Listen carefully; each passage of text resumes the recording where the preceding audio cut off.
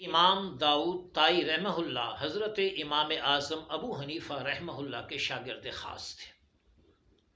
کسی نے ان کو خواب میں دیکھا کہ وہ دوڑے دوڑے جا رہے ہیں، خرامہ خرامہ خوشی سے آگے جا رہے ہیں۔ پوچھا کہاں جا رہے ہو؟ جواب دیا میں جیل سے چھوٹ گیا، آزادی ملی، اب میں جا رہا ہوں۔ وہ بندہ حیران ہوا، جیل سے کیسے چھوٹا؟ آنکھ کھلی، پتہ کیا، پتہ چلا حضرت امام داؤد طائی رحمہ وصال فرما چکے، دنیا سے رخت سفر باندھ چکے ہیں، وہ تو فوت ہو گئے ہیں۔ دنیا سے چھوٹ کے جا رہے تھے، خوش ہو رہے تھے، کیوں نہیں کہ میرے آقا علیہ السلام نے فرمایا الدنیا سجن المؤمن و جنت الکافر، دنیا مومن کا قید خانہ ہے اور کافر کے لیے جنت ہے۔ وہ دنیا سے جا رہا تھا تو گویا قید خانے سے چھوٹ کے جا رہا تھا۔